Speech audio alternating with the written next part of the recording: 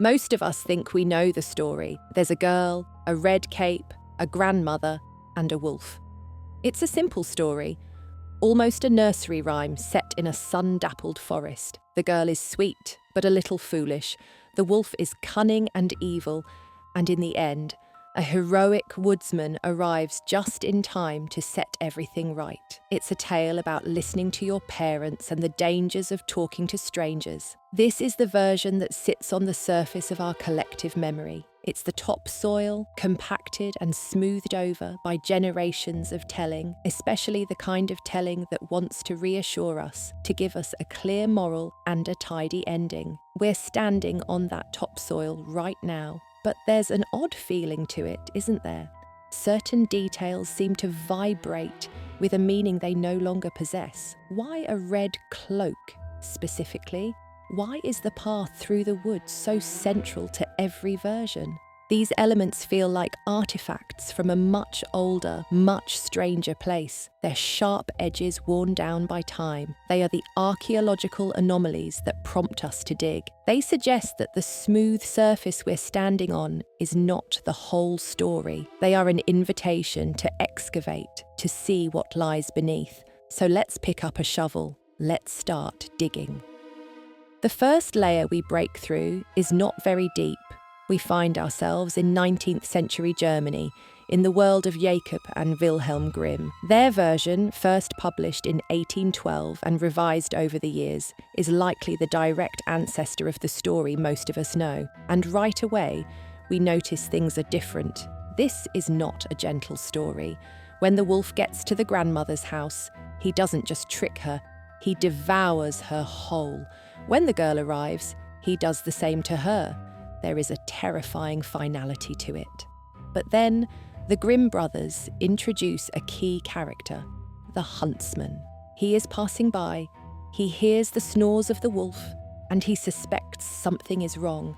He takes a pair of scissors, not an axe, and carefully snips open the sleeping wolf's belly.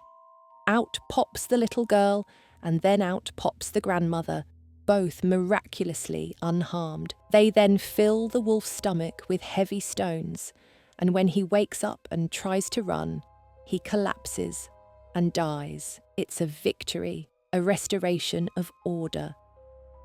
We are looking at a story that has been deliberately shaped for a purpose. The Grimms were not just collectors, they were editors, curators of a certain kind of German cultural identity. They were working in an era of rising bourgeois values, and their tales were meant to be pedagogical.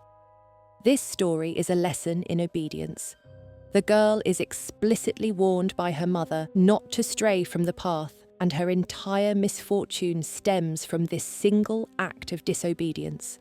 The huntsman is not just a random hero. He is an agent of patriarchal authority, a figure of masculine order who steps in to rescue the foolish females who could not save themselves. This is our first documented layer of revision, dated and signed. The Grimms have taken a story and begun the process of domesticating it, turning a wild narrative into a lesson for the nursery. They are burying something and they are building something new on top of it. So let's dig deeper.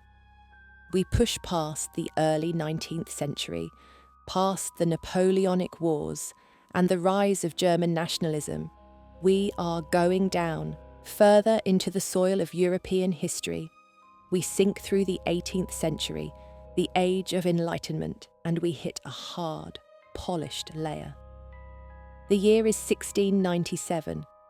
We are in France, in the glittering, sophisticated, and deeply predatory court of King Louis XIV.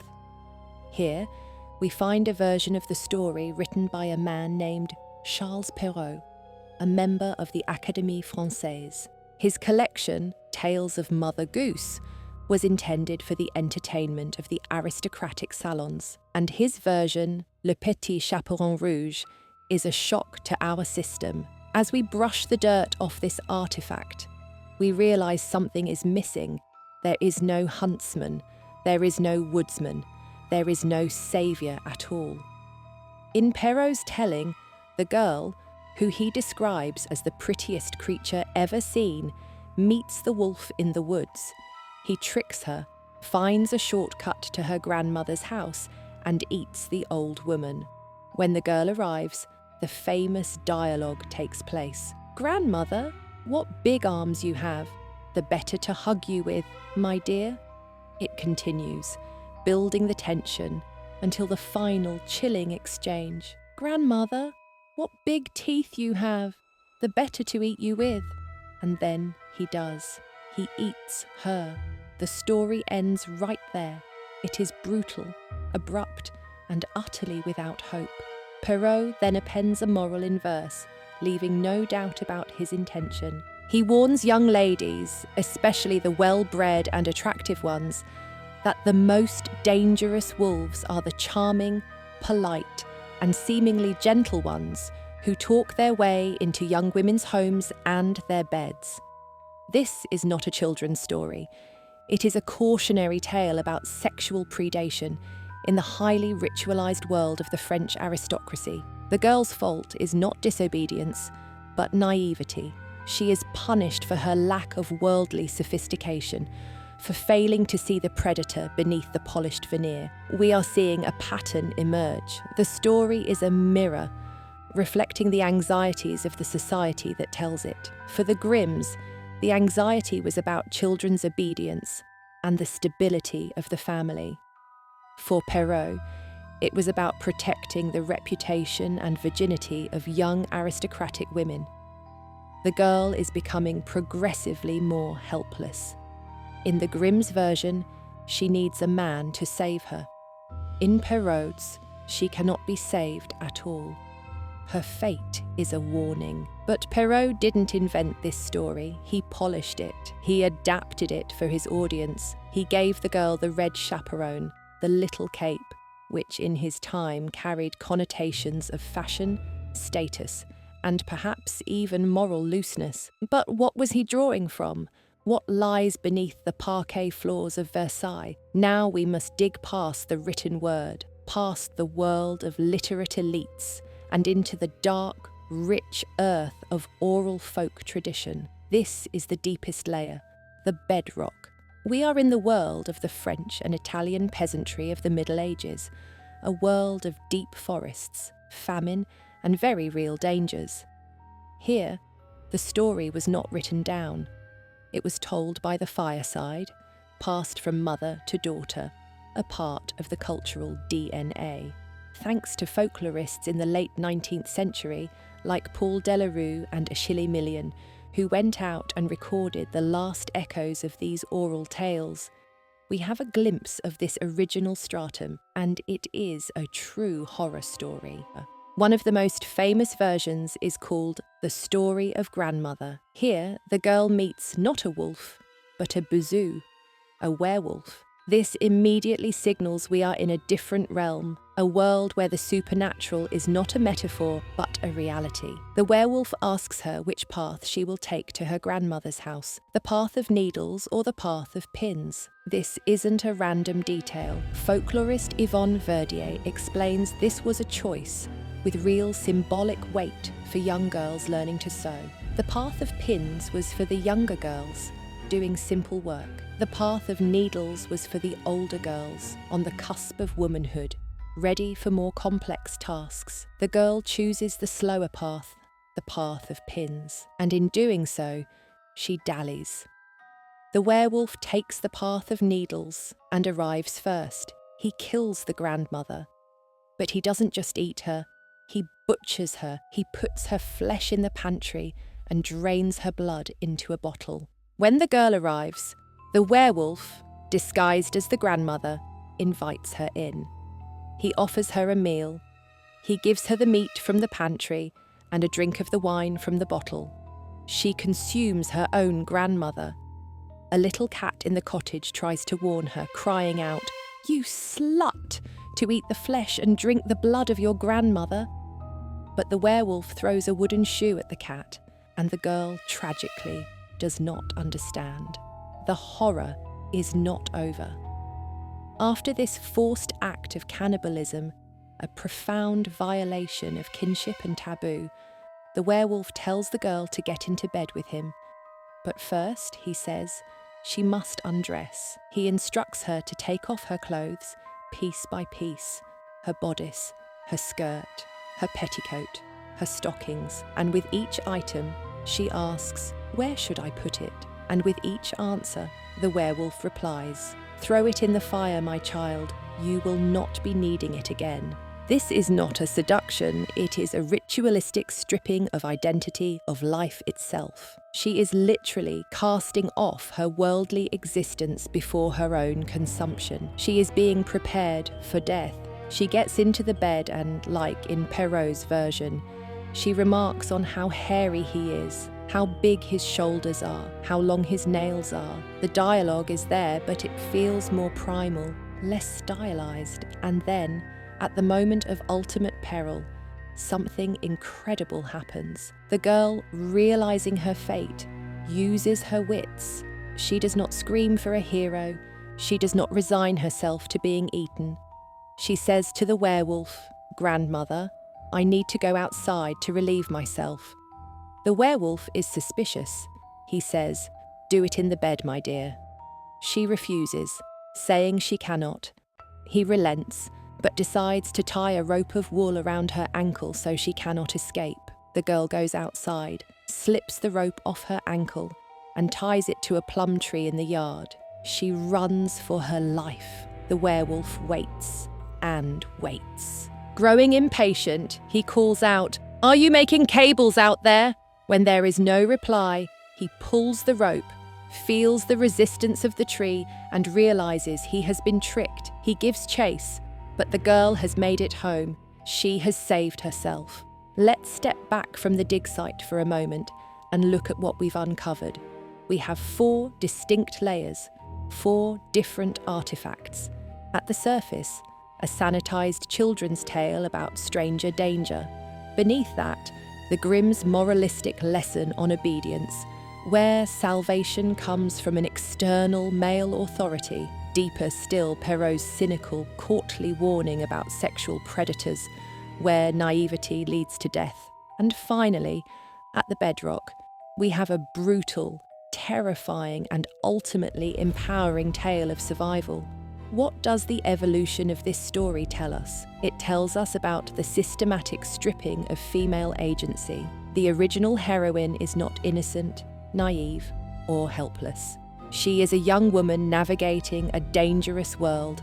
She makes a mistake. She is tricked. She is subjected to unimaginable horror. But in the end, her own quick thinking and courage are what save her. She is the agent of her own survival. Perrault takes this character and turns her into a victim, a beautiful object lesson for others. Her intelligence is gone, replaced by a fatal lack of sophistication. Her story becomes a tragedy meant to enforce social control. Then the Grimms take her and infantilize her further. She is not just naive, she is a disobedient child.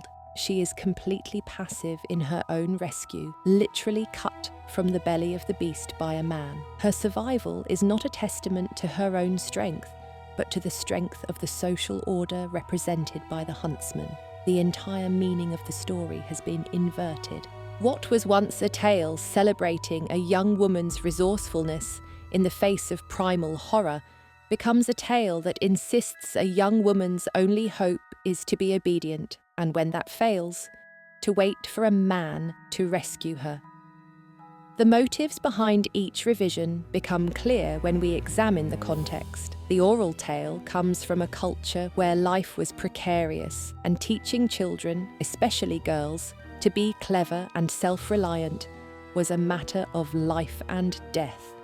Perrault is writing for an aristocracy obsessed with female purity and social reputation. The Grimms are writing for a rising middle class that values domestic order, piety, and clear-cut moral lessons. Each layer of revision buries the uncomfortable power of the original girl and replaces it with a version more palatable to the dominant ideology of the time. This process of revision reveals how cultural narratives are shaped and controlled. The symbols themselves are recoded. In the original tale, there is no red cloak.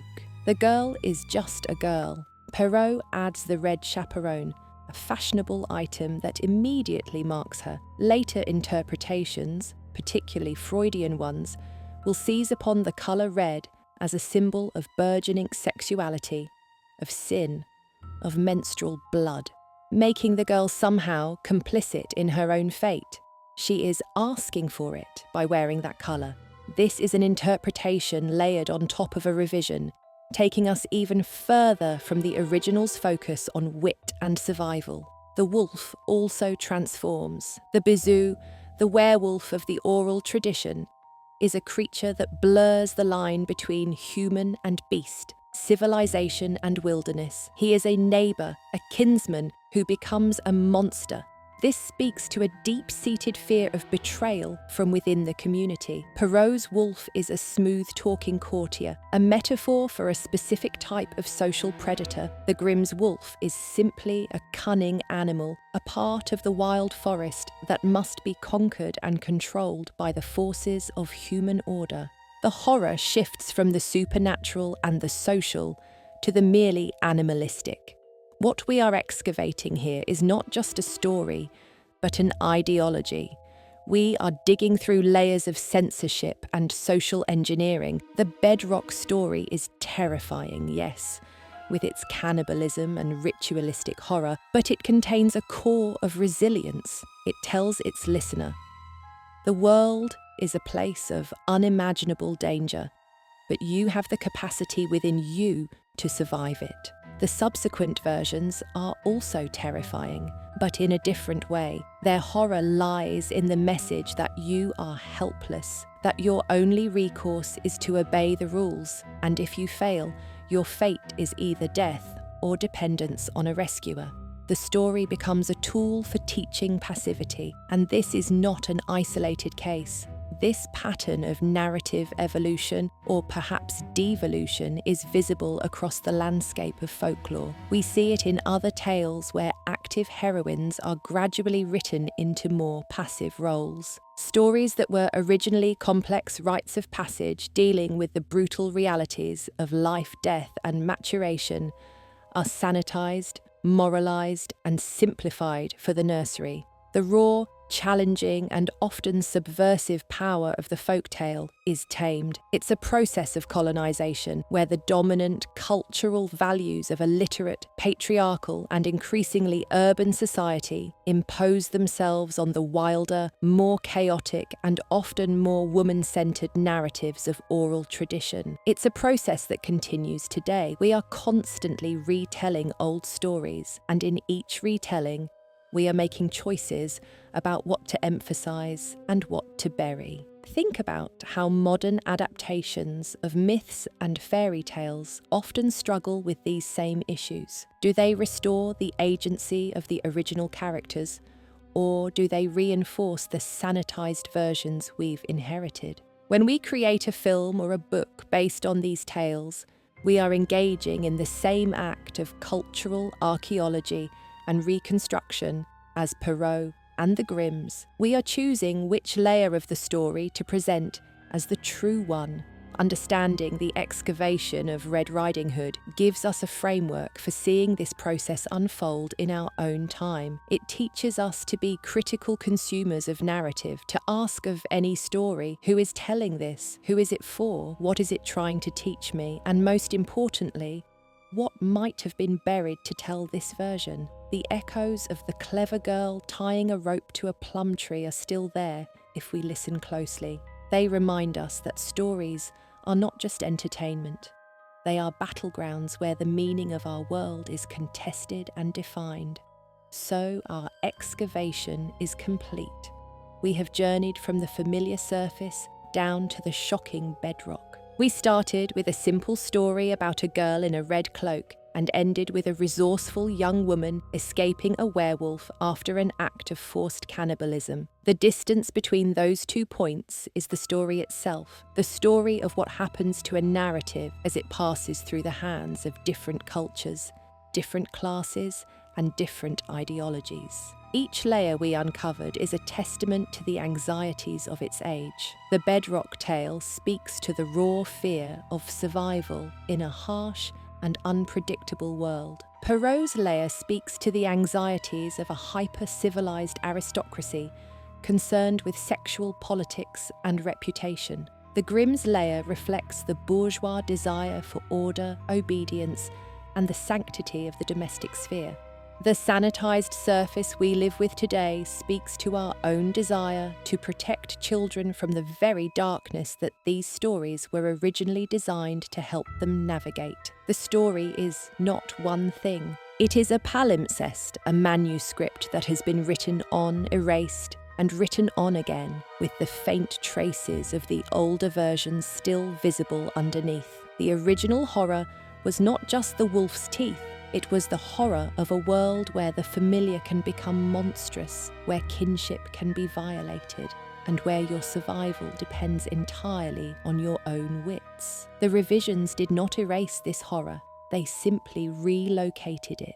They created a new horror, the horror of female helplessness. But the revisions, in their attempt to bury the original, also inadvertently preserved it. You cannot completely erase what people need to remember. The story of the girl who saves herself is too powerful to disappear entirely. It finds ways to survive, in fragments, in scholarly footnotes, in the questions we feel compelled to ask about the sanitized versions. So when you encounter this story now, you are no longer just standing on the surface. You can see the layers. You can see the polished court floor of Perrault, the sturdy bourgeois foundation of the Grimms, and beneath it all, the dark, rich, and terrifying earth of the original tale. All are there simultaneously. All are telling different truths about different moments. And somewhere, in the deepest part of the story, a clever girl is tying a rope to a tree and running for her life, and she is getting away.